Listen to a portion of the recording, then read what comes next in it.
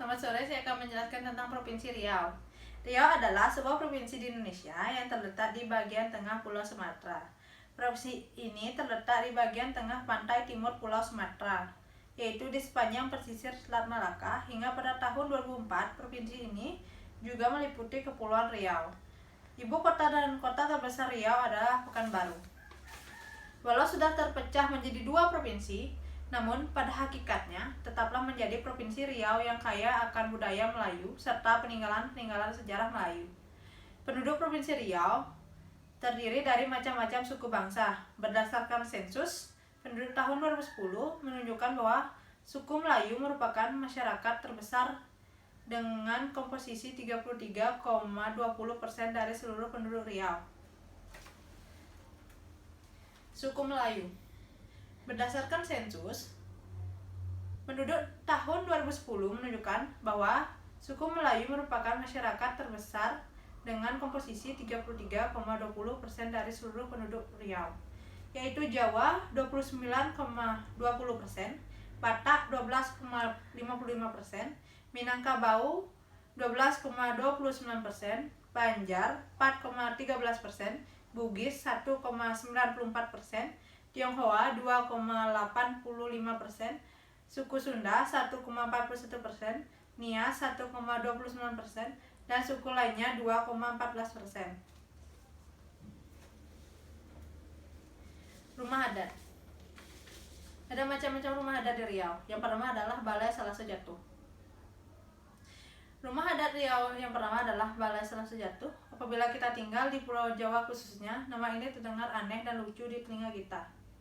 Balai Salase Jatuh pada dasarnya adalah sebuah bangunan yang berasal dari Riau yang digunakan untuk musyawarah dan kegiatan bersama lainnya. Jadi bisa disimpulkan bahwa Balai Salase Jatuh tidak difungsikan untuk rumah pribadi, namun bangunan ini digunakan untuk keperluan musyawarah bagi kegiatan umum lainnya.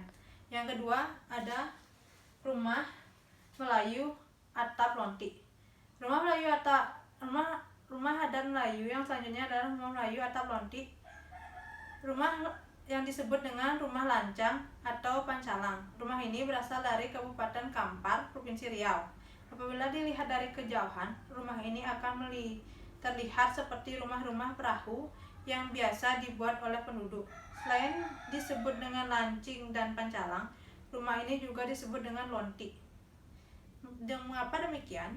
Karena rumah ini memiliki perangup atap yang meletik di atas. Menurut perkiraan perwujudannya, rumah adat ini didasari oleh pengaruh dari kebudayaan Minangkabau. Yang ketiga ada Rumah Adat Riau Salase Jatuh Kembar. Rumah adat Riau yang selanjutnya adalah Rumah Adat Riau Salase Jatuh Kembar. Rumah adat ini adalah sebuah adat yang telah ditetapkan oleh Gubernur Riau sebagai rumah adat resmi Provinsi Riau. Setelah itu saya akan menjelaskan tentang tempat wisata di Riau.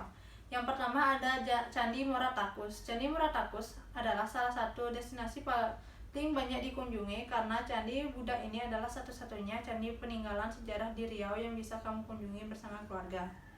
Yang kedua ada Istana Siak.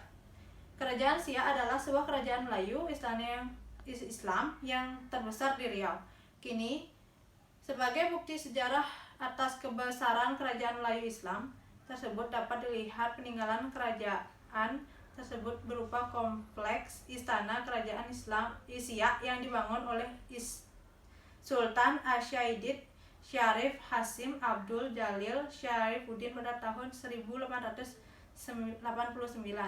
Tidak kalah menarik, di lantai 2 dulunya merupakan kamar sultan dan para tamu yang bisa Anda kunjungi sekarang. Yang ketiga ada air terjun Lubuk Bigau. Air terjun Lubuk Bigau. Air terjun ini sering juga disebut air terjun Pangkalan Kampas. Lokasi destinasi wisata alam ini adalah di Desa Lubuk Bigau, Kecamatan Kampar Kiri Hulu, Kabupaten Kampar, Provinsi Riau.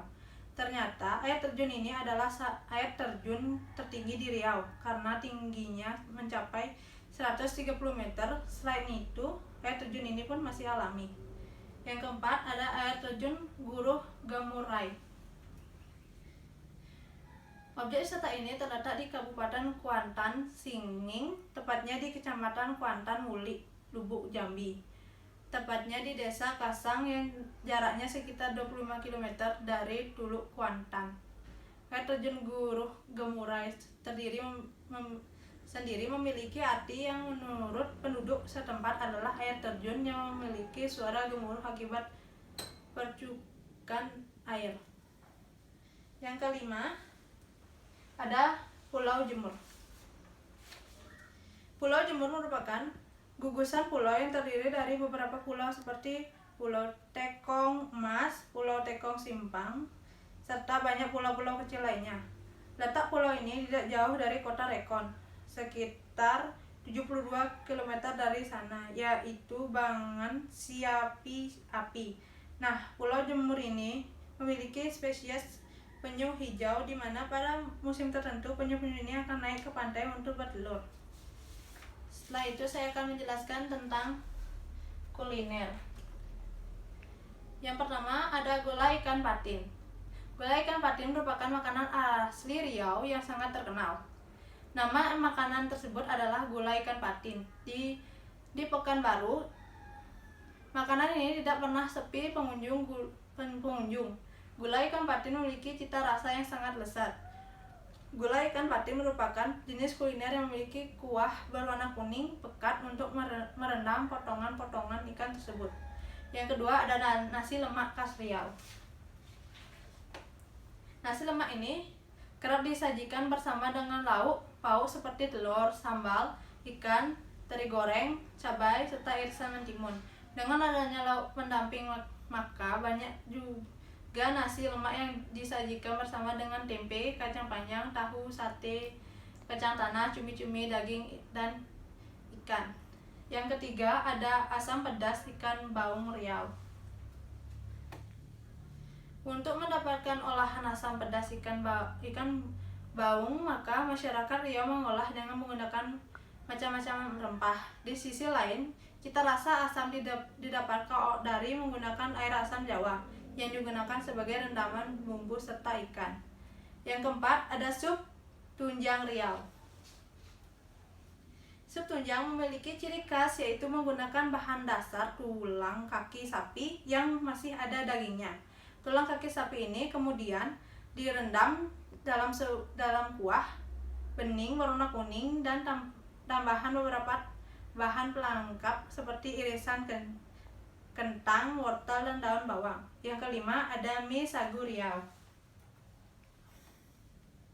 Mie sagu ini bisa dijumpai di daerah Selat Panjang yang merupakan sebuah daerah penghasil sagu terbesar di Indonesia. Mie sagu adalah makanan yang siap disantap oleh siapa saja, terlebih bagi mereka yang sedang menjalankan program diabetes. Sekian dari saya. Jika ada salah kata, saya ucapkan terima kasih.